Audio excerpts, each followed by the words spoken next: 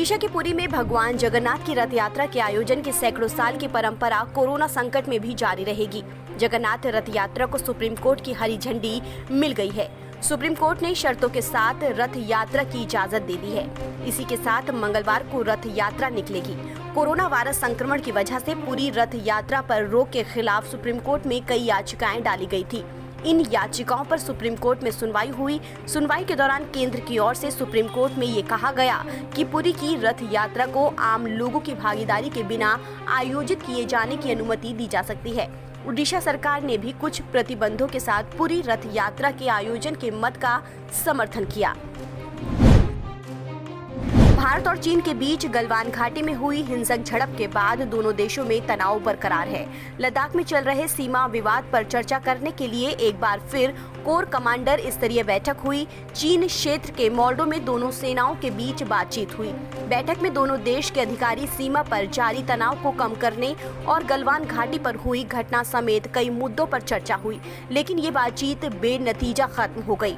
हालांकि इस दौरान चीन की सेना ने स्वीकार किया कि उनका कमांडिंग ऑफिसर इस दौरान मारा गया था। भारत और चीन के बीच लद्दाख बॉर्डर पर तनातनी बरकरार है। स्थिति की गंभीरता बनी हुई है और ऐसे में इसी हफ्ते सेना प्रमुख MM नरवाणे लद्दाख जा सकते हैं। सूत्रों की माने तो सेना प्रमुख का ये दौरा इसी हफ्ते होगा, जिसमें वो लद्दाख की मौजूदा स्थिति, ग्राउंड के हालात की जानकारी लेंगे। साथ ही ग्राउंड कमांडर से चर्चा करेंगे। लद्दाख में पिछले एक महीने में तनाव बरकरार है, लेकिन पिछले एक हफ्ते में हालात लगातार बिगड़ते हुए दिख रहे हैं। ऐसे में सेना प्रमुख का लद्दाख जाना वहां मौजूद सैनिकों के लिए उत्साह बढ़ाने वाला होगा। कांग्रेस चीन विवाद पर प्रधानमंत्री नरेंद्र मोदी को घेरने की हर मुमकिन कोशिश कर रही है।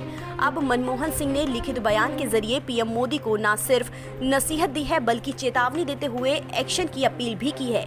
मनमोहन सिंह ने अपने बयान में कहा कि आज हम इतिहास के एक नाजुक मोड़ पर खड़े हैं।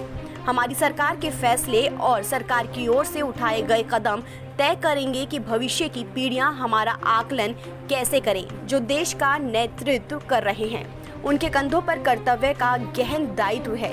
हमारे प्रजातंत्र में ये दायित्व देश के प्रधानमंत्री का है। प्रधानमंत्री को अपने शब्दों और ऐलानों द्वारा देश की सुरक्षा, सामरिक और भूभागीय हितों पर पड़ने वाले प्रभाव के प्रति सदैव बेहद सावधान होना चाहिए। चीन पर पूर्व प्रधानमंत्री मनमोहन सिंह के बयान से भारतीय जनता पार्टी आग बबूला हो गई है। पार्टी के राष्ट्रीय अध्यक्ष जगत प्रकाश नड्डा ने मनमोहन सिंह के बयान को शब्दों का खेल बताते हुए कहा कि वो उसी पार्टी से जुड़े हैं जिसकी सरकार के दौरान बिना लड़े ही भारतीय जमीन सरेंडर कर दी गई। जेपी नड्डा ने पूर्व पीएम मनमोहन सिंह को जवाब देते हुए कई ट्वीट किए हैं। मनमोहन सिंह ने अपने लिखित बयान में चीन के विवाद पर पीएम मोदी को नसीहत देते हुए कहा कि झूठ के आबंडर से सच छुपाया नहीं जा सकता।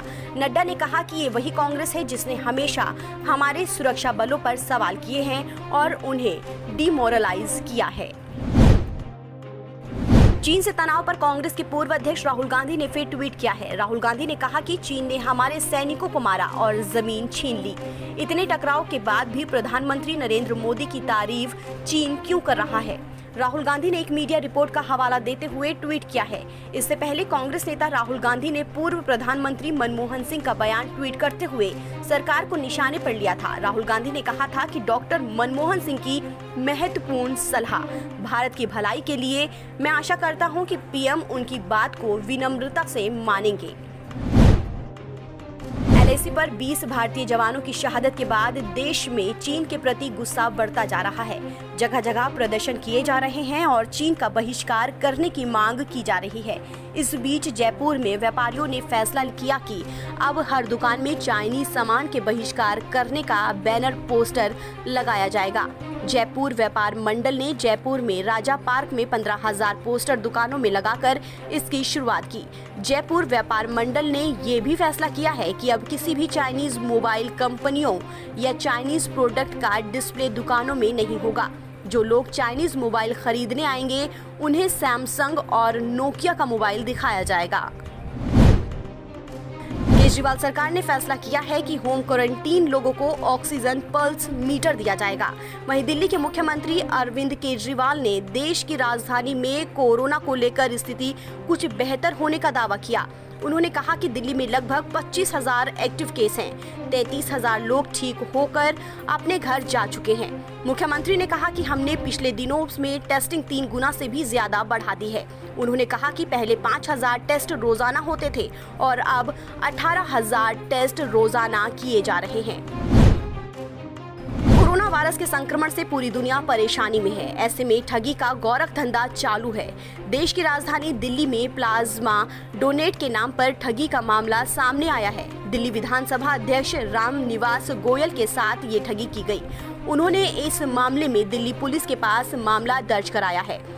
दिल्ली विधानसभा अध्यक्ष से प्लाज्मा डोनेट करने के एवज में रुपए मांगे गए थे। पेटीएम के माध्यम से 950 रुपए मंगवाए गए। आरोपी ने खुद को राम मनोहर लोहिया अस्पताल का डॉक्टर बताया था। पुलिस ने आरोपी को गिरफ्तार कर लिया है। सोमवार को भारतीय शेयर बाजार की शुरुआत मजबूती के साथ हुई। सुबह सेंसेक्स 161 अंकों की तेजी के साथ 34,892 पर खुला और सुबह 9.47 तक ये 465 अंक उछलकर 35,196 पर पहुंच गया। हालांकि बाद में बाजार की ये तेजी नहीं रह पाई। कारोबार के अंत में सेंसेक्स 180 अंकों की बढ़त के साथ 34,911 पर बंद हुआ।